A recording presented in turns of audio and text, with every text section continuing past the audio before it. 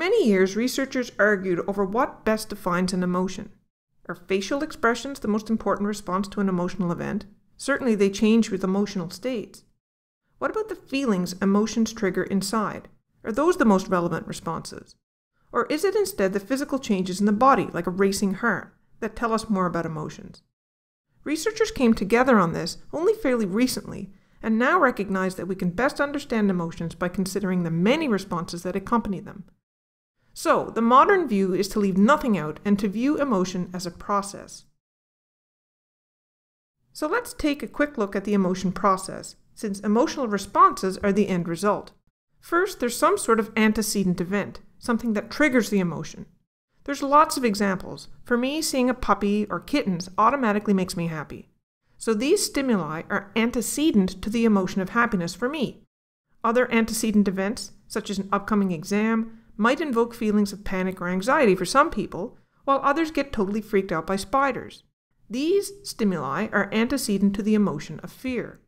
What all these antecedent events have in common is that they prompt us to make an appraisal, which is the next step in the emotion process, where we make sense of the thing we've just encountered. This step is often the focus of cognitive-based therapy for anxiety disorders, and it aims to get the individual to rethink what's going on. Depending on the results of the appraisal, there is an emotional response, which is actually a collection of responses by the body and brain. These can be categorized as physiological changes, behavioral expressive changes, and subjective changes, which will be the focus of this tricky topic. These three components represent the body's response to an emotional event. They each have a different function to help us deal with emotional situations. Physiological changes are changes in the body that come with emotions, like changes in heart rate, for instance. Behavioral expressive changes involve observable behavioral responses. The most obvious of these in humans is facial expressions. Subjective emotional experiences are what we call feelings, and it's the third component of the emotional response. First, we'll look at the physiological changes that accompany emotions. These changes are largely controlled by our autonomic nervous system. Basically, it has two divisions: the sympathetic, also called fight or flight, and the parasympathetic, also known as rest and digest. The fight or flight response gets activated with intense emotions, like terror or excitement. There are a whole host of autonomic changes, but the ones that we most often notice are things like racing heart and increases in respiration or breathing rate. The rest and digest responses are activated when we're relaxed and content, and these changes are less noticeable because they usually mean that heart rate and respiration relax. All of these responses are involuntary, so we don't have a lot of conscious control over them. For that reason, physiological changes can be used to detect emotions associated with lying. Detecting deception by monitoring physiological changes is based on the assumption that telling a lie creates anxiety or tension. Although the liar might try to hide this tension by altering facial expressions and movements, they can't disguise what's happening in the body, at least not very easily. Now, the idea that there's some sort of tell or Pinocchio's nose that we can use for detecting deception is not really supported by research. Think about it.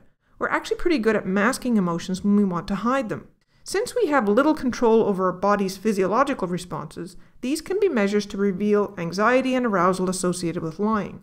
The best known lie detection test is the polygraph, which measures several types of physiological changes, including heart rate and respiration mentioned earlier. The use of the polygraph for catching lies has been hotly debated. Although it accurately identifies deception about 70 to 85% of the time, which isn't bad, it incorrectly identifies deception, or labeling truth tellers as liars, up to 15% of the time. That's likely because a polygraph doesn't measure lying itself, of course. It measures anxiety and arousal associated with lying. The behavioral expressive changes involve observable body movements, and of course what we notice most happens on the face. Humans are wired to respond to faces. Even newborn babies mimic the facial expressions of adults. But how can we study these facial expressions? How do psychologists manipulate and measure them? The facial action coding system, also called the FACS, is a widely used method by which coders score all observable muscular movements that are possible in the human face. In fact, the FACS has shown us that emotional expressions on the face might be universal amongst humans. Paul Ekman, who developed the FACS, carried out some ambitious experiments. First, he trained people using the facts so that they could make the muscular contractions that are associated with particular emotions, like shown on the left. He took photos of these faces and traveled all over the world, showing them to people in different cultures. Generally, there was very good agreement on what particular combinations of muscular contractions mean. Most people agreed that this face was displaying anger, in several replications all over the world. The same is true for happiness. There was very good agreement across the globe. But for some other emotional expressions, like fear, there was less agreement on what the face was showing. So these and other studies suggest that facial expressions might be universal, but there's better consensus for some emotional expressions than others. Some other interesting research on the facial action coding system has revealed that true and fake emotions are expressed differently on the face. So, which smile looks genuine, the one on the left or the one on the right?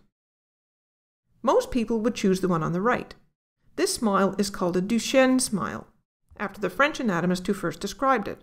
Now, why was an anatomist interested in smiling?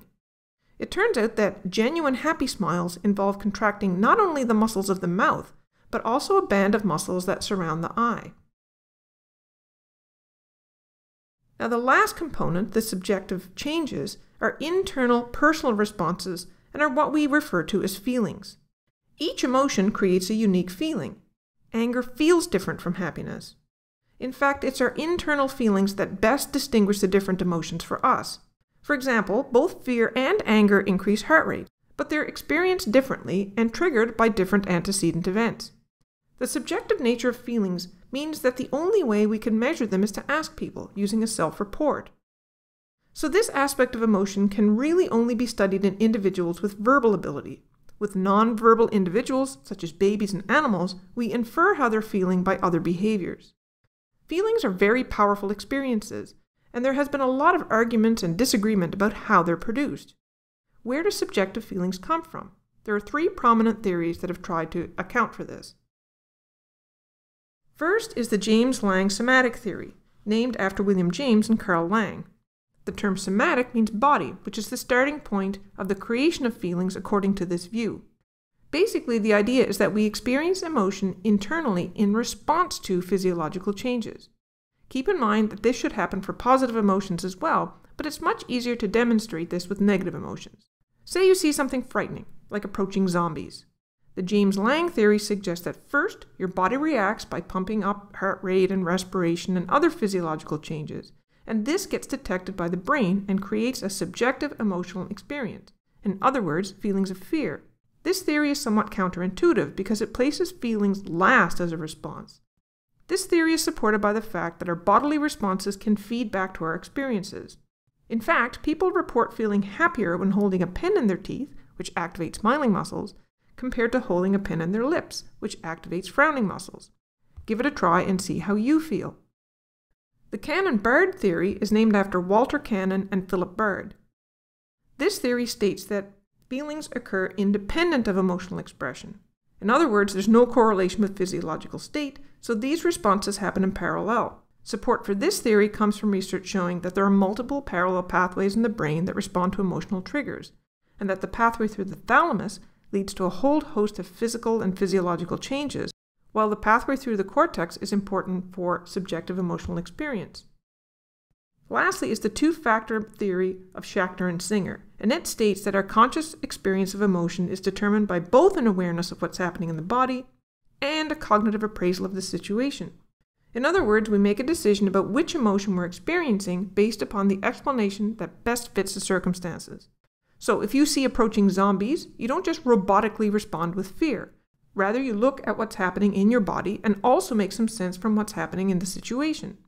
Sometimes you might not be afraid of zombies at all. For example, if you saw approaching zombies on your favorite zombie series, you might feel your heart racing.